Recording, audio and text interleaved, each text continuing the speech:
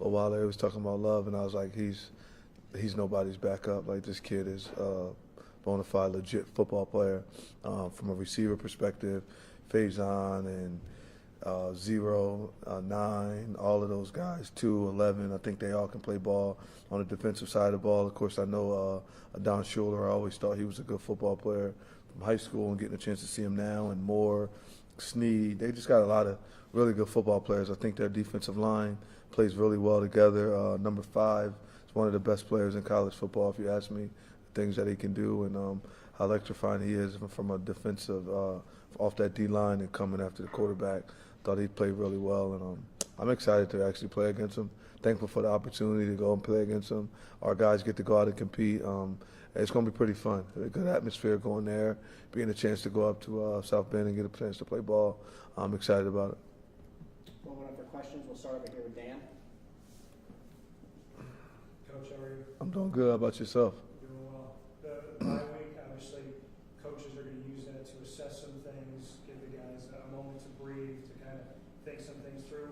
What did you take away from the bye week beyond practice, beyond simply looking at film? How did you utilize this leadership-wise to take a team that's gone through a lot of adversity and to get them all back collectively moving in the same direction? I did some things team-wise and coaching-wise that I thought was needed to be able to finish out the last year. First and foremost, for like a lot of our seniors, they played a lot of ball, so I gave them some time off a little bit. They would have to be here at everything, but just from a practice standpoint, things of that nature, we took care of their bodies. We made sure that the seniors had the opportunity of being in treatment and ice tub, cold tubs, treatment, just all the things that were needed for them to be able to do. To a lot of those guys got thousands and thousands of snaps. So we wanted to give them the opportunity, and then at the end of every day, we were able to walk through some stuff with them, so then that way they're ready for the game plan when it's time to go out and compete against Notre Dame. I took advantage of the off week of using it as a bye due to the fact of us not having bowl practices. So we took advantage of that with all of our young football players, just to have a chance to see and look at the team for what it'll be next year. Minus Steve, because he's not able to practice, but he was there. You were able to feel and understand and know his leadership.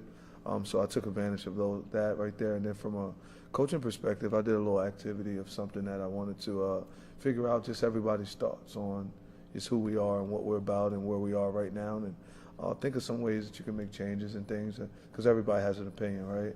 So being able to get everyone's opinion and see how those opinions are, and I was able to take those opinions and look at them, and some things I was able to use, some I didn't use, but that's what I did, and been able to spend some time with my sons. Honestly, my wife they left for a couple of days, a little bit, to go take care of some family stuff, but I was able to spend some time with my sons and just talk to my sons and get to be a dad on Saturday, right?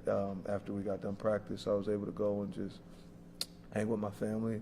Wife came back, able to go and just sit down and have dinner with my family and talk to them about just life and things that I don't get to always do on a Saturday. That was pretty cool to be able to do that. And then as far as knowing that this is not going to be a bowl season, you're not going to get those extra practices, that extra time with your team, just how you're evaluating this season. I know you keep talking about building toward the future and what this is going to be toward the future, but the buy-in for the guys, the last couple games for the seniors, to keep them focused, to keep them locked in, knowing that you are building toward the future, but some of these guys are going to be playing their last snaps here in the last couple of weeks. They understand and they know that we're going to finish out the right way for them. It's important that we do that.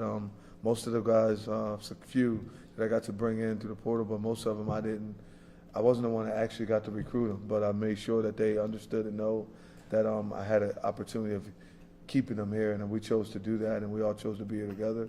So we want to go out the right way with those guys. Then for the young guys, they know they got to play. Like last week, if you look at the game, we went through it. There were 20 freshmen that got like meaningful time in the football game, right? That were able to play. I think out of those 20 freshmen, 17 were true. The other ones were redshirt freshmen. And then there was a lot of other guys that got to play when you just go into the sophomore class. So it's promising, and giving them a chance to see that, letting them understand and know, like, look how many guys are playing. Look what happened for the future. So, we're building the program, right? Last year, and this is the best way to say it, why everyone's excited about it and still going. Last year I was able to bring in a lot of strong senior leadership. I brought a lot of guys that I already had prior relationships. Some great senior leadership was able to come in. First off, starting off with the quarterback, Fidel Diggs, and then they had some guys here that were like very, very tough. Like I told you guys, I always consider LeQuint one of the toughest football players I've ever coached. But you had Marlo Wax, you had Justin Barron, then you got Rondé Gaddison, who's just a workaholic. I was able to have Jackson Meeks come over. So when you lose those guys and all that stuff, like all those guys of that nature, the sophomores are still watching them, the guys I brought in. This is what you want it to look like, right? The freshmen that are coming in, you guys seen who left and where it was at. This is why we wanted to look. We just kind of be able to build it. This is the kind of the down year, in my opinion. Just being down, especially after losing the quarterback. I feel it would have been opposite with the quarterback. And a lot of times you want to make excuses for why. Why we lost so many games, it's never acceptable. But I'm learning so much about being a football coach. I'm learning so much about our football team, our program, coaching staff, players. There's a lot of change that'll be made. There's a lot of things that will happen, and I'm very thankful for it, to be honest with you. I couldn't put it any other way. I wish that we were playing for the community. Right? I think that our community, our fan base, the alumni, they always deserve to be in a bowl game. But when you're able to sit back and really analyze everything, like, see, I get to do this with Dwight Freeney because he's on the staff with us, and we talk and we go through things, and he's played at the highest level, so he understands the game and knows, like, hey, this is a blessing in disguise. But next year, we got to come out and do what's needed for us to do. So I'm very thankful about everything that's going on. Go to Chris and Fran. Fran, how do you assess how the two coordinators, Jeff and Elijah, have done this year? I'll finish that at the end of the season. Do you know if they'll be back next season? Yeah, they'll both be here next year. We'll go to Zach and Aiden in the front, Gianna. Fran, what's been the biggest, challenge during this scheme? And how do you try to keep your team motivated during these? I come to work every day. I'm always motivated. I push. Like, if you watch practice, you wouldn't see a difference in practice, right? You can't tell if we were 7-3 and not the opposite way, right? So that for me is always being done the right way. Always pushing, always set up. As we started to lose, man, just tell you, like I'm a human, right? So some of the things I did was try to do everything on my own. And I'm not saying I didn't try to use the coaching staff and things like that. For me, I'm always using the God, using the man above, and going to him with all the answers and just asking and doing everything. I feel like throughout October, I was just, dang, this can't happen. I got to fix this. I got to. And in November, I got a text from a friend of mine named Bruce Lee. We real close. We played college ball together. And he's like, I know how you feel, and I remember you in college, but you need to listen to this song. And he sent me a pretty cool church song that I listened to. And it had me crying. I actually got on my hands and knees and just started praying. And just different answers came, right? There was different things that come about. That's how I was able to do a couple different activities with our staff. I was able to do some things with our players.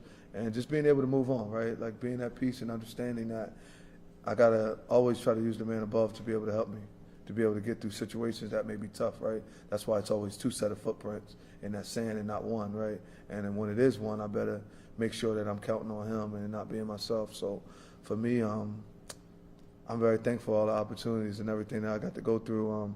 I can't stand losing. Like, I hate losing. But sometimes you got to lose to be able to move ahead. Sometimes you got to lose to be able to go forward. And honestly, for myself, that was happening throughout most of my life, right? From being as though where I was born and raised, the circumstances that I was born and raised under, and then for me to still be the head football coach, there was a lot of obstacles I had to overcome and push through and grind at. And I just had to really sit back and be able to remember that. And I think it's going to make me a better coach going for the future. I'll be able to coach the players better. I'll be able to coach the coaches better. And I think that our fan base, or the alum and everybody here, they're going to have the coach that they deserve and that they need throughout the rest of my career here, just being a football coach at Syracuse University. You talked about earlier you got to do some things kind of with your family during the bye week that you might not have before. I know you've had Fran Jr. kind of alongside you this year at Syracuse. How important has he been for you kind of this year? What has that relationship been like this year? Well, my son being here, I mean, it's good because I get the opportunity to raise my son. You know, usually they're on other football programs and teams, so I know everything that I talk to every single player about, when he sits in that seat up there and I'm talking to all of them, I'm telling them the same thing that I'll tell my son. So everything that I'm telling them is legit information. It's from the heart. It's motivating them to go be the best versions of themselves, to be able to lock in. So him being here just reassures that I'm doing it the right way, that the message is right, that the message is correct, because I'm coaching my son, but I'm also coaching his friends, right? These are his teammates. He's going to be with them forever. So I got to do everything the right way, or I can mess up his future teammates and his friends and the relationships that he's supposed to have for the rest of his life. So I don't take that lightly that he's on our team, and I'm very thankful he's on the team, but he just reminds me that I am doing it the right way. Okay, a question from Aiden, and then we'll have him pass it back to Maddie in the second row. Yeah, Coach, just looking at Notre Dame, you mentioned about Jeremiah Love. Just from watching his film, what makes him so effective? He go north and south really fast. He's just fast. No, he's super fast, like a gazelle. He can hit it. He goes 0 to 60 really, really fast. And he's not afraid of contact either. I like the fact that he runs behind his pads. He's a good running back. And just, there's been a lot of talk about the offensive struggles this year, but just how would you assess your defense through 10 games? We're going up and down. Yeah, I would say we've been up and down. We got to be a little bit more consistent throughout the game.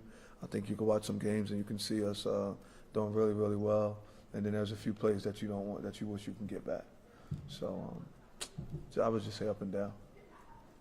Pass it right back to Maddie for me, and then we'll go to Brent in the front row.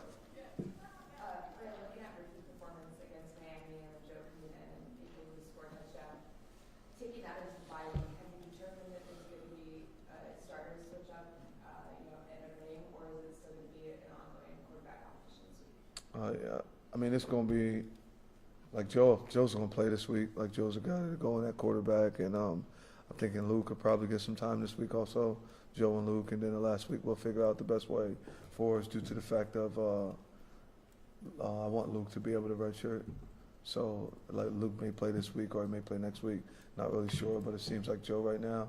We'll find out because today is the first we get to practice again, right? But last week was kind of Saturday was when everyone was there, all of the guys. So we'll see how it goes today. But I feel like Joe should go in because of being able to go down and put some points on the board. First time we had a touchdown in some weeks, so I mean it sucks saying that, but yeah. So I feel like Joe. Go to Brent in front, and then WADR in the third row. Fran, when you were seeking opinions from the players, as you mentioned, When I was who? when you were seeking opinions from the players, you mentioned you were having some conversations with your players during the bye week. I never said I was seeking opinions from the players. I said the coaching staff. We did a little thing that we did with the coaching staff, and they asked some stuff. What were some of those opinions that cut through to you? Oh, that's how you're playing for the rest of the year. Yeah, that's kind of personal. I can't give you that information out about what we talked about and what we done. I'm just telling you that we did an exercise that was good, but there was nothing. It was just continue to have fun, coach. Be yourself. I could tell you those were some of the things. Be yourself. Trust your gut. Usually when you go against what you think doesn't work for us. Just really that. I'm trying to think of all like the common thing that was consistently going on. That was mainly the common piece. So let me ask then, did you take the opportunity during the bye week to affirm some confirmations from some players about returning next year and what their plans are with everything going on? Not really. There's some things we handle and things that was naturally done, but I'll handle that mostly when the season's done. I mean, you know who you are. You know if you're fit, if this is the fit. Like, this isn't like they're not little kids. These are mature young men, and I'm telling them the biggest advocate for them is them.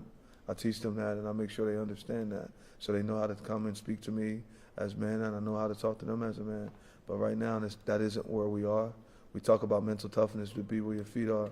So we're not really focused on that piece of it. There are some guys that I know will possibly go into the portal. There's some guys that are going to go by their choice, and there'll be some that'll go on my choice, right?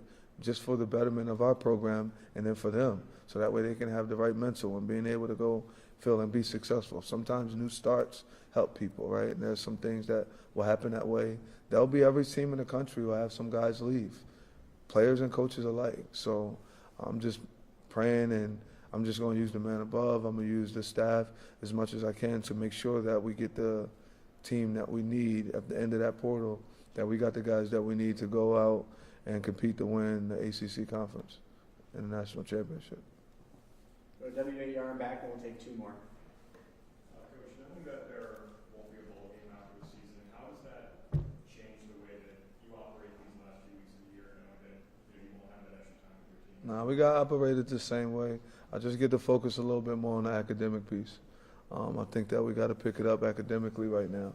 That's something that I spoke with the guys about during the bye week of what we were looking for, being able to pick it up academically, being able to lock in and move on, because there are guys that's going to want to transfer and that want to go, and I want to make sure they are academically eligible, because you can't transfer being ineligible, right? And I want to make sure those things are done right. I just want everybody to be in the right space, the right mind space, and the right mental, so that way when January hits, everybody can make a good decision with a clear mind.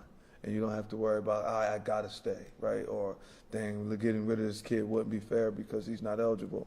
So I'm speaking to everybody about everything. So when I decide to make that decision, or they decide to make that decision, everything's been on the table the entire time, and there's nothing all of a sudden you're doing this. Just kind of is what it is. And then last two, we'll go Javon in front. Gianna, if you want to bring the mic over, and then finish with Timmy on the end. Fran, through 2 weeks, what have you seen on the offensive side of the ball in terms of how things have played out since your shake-up on the staff, and how the routine and everything is going for them? I feel like they were all professionals, so everything's working itself out. Sometimes anything you say, right, it could always come back to bite you. So I feel like with this question, the less I say, the better it'll be, right? I don't want to just like say something about.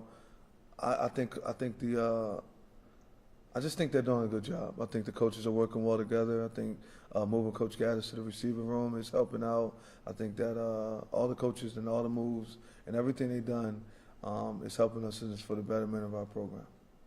And then you told us the losing streak is not going to impact the 26s and the 27s that you're getting here, and that's turned out to be absolutely true. Why is high school, building this program through the high school recruits so important, in when you like to go about things? I feel like there's one portal now, so everybody won't be able to do those things 2 times. At some point, everything will lock in, and it'll be the way it's supposed to. And then I just know I'm doing everything right, and I get to build a relationship with them, get them an opportunity to see. You also watch and see, you've seen 20 freshmen play last week. So why would you not want to come to the program where that many freshmen have a chance to play with, in my opinion, coming back next year, we're going to have the best quarterback in the country, right, of him being a chance to come here and play. And we're just going to compete, right? Like, we compete. Like, guys, at the end of the day, there's not a football game you can look out there and watch, maybe one, I'm not sure, where we didn't compete our butt off, right? Where then you can see, wow, if they had that spot, then it would have been a better outcome in the game, right? Like, I can't really say much about it because we lost all these games, and I'm going to accept that because I'm the head coach and I've done those things. But when you watch us and you look at us, why would they not want to come? Like, I'm going to still get one of the top players in the country. He's going to come here. It's going to be a couple of them come. We're going to compete. We're going to win next year. It's just what it is, right? But we got a big game ahead of us, in my opinion. One of the better teams in the country. One of the better head football coaches in the country. I can't wait to go out there and be able to compete against them, to just to give us that test to see how good we are, right? To see where my players are, to being able to go against one of the blue bloods in college football, to being able to go against one of the better head football coaches in college football. We get a chance to go out there and compete against them this week. And this is big for our program, right? This is big for our guys' confidence, for our culture, right? So I'm excited about going to play against Notre Dame this weekend because I think they're a really good football team. And I don't want to really look in the next year or the 26s, but I'm so excited y'all coming, and we're going to have a lot of fun when y'all get here. Last question, Tim. Fran, Notre Dame has shown the ability on offense to score on 20-yard plays, 30-yard plays. How are you looking to combat? And don't forget 99-yard plays too. Yeah, they could go the distance at any moment. How am I looking to do what? Looking to combat that, slow that offense down. We just got to tackle, right? We got to be able to tackle. You got to make open field tackles. I think open field tackles are going to be extremely important against the speed that they have, especially in the backfield with Love and Price. Being able to do that, Faison, who on the outside is good, Fields, them trying to throw it up to Pauling. I think Will Pauling is his name, number 2. He's a really good receiver also. He's dynamic. So we just got to open field tackle, but we just got to compete. Like, we get a chance to play against Notre Dame this weekend. We're not doing well as a program right now from a win-loss standpoint. At practice, we're doing extremely well. Everybody's having fun. So, but we get to go against, what Notre Dame, like number 9 or something? 9 or 8, something like that. They number 9. We get to play against the number 9 team in the country this weekend, like against one of the better coaches in the country. So, like, I get to put myself up to test to see, Fran, you think you good? So go ahead. You get a chance to go compete against Coach Freeman, right? Coach Freeman has a lot of really good players. He's built the program up, got Notre Dame back where Notre Dame wants to be at, and I'm trying to follow that same thing right now. So I think this is a good test for us to be able to go out and play them, and then we get a chance to play them next year too, right? So like, it's pretty cool for us to be able to do it. So it's something that we'll be able to have, and we'll be able to talk about for the rest of our lives of what happened to us. So we get one game this year, and then we get one next year, and so I'm thankful to go play against them. I'm excited, just watch and see how we compete. All right, thanks, Coach. Thanks, Appreciate everybody. y'all. Thank you. Susie's gonna come around for player request. Give me just one second.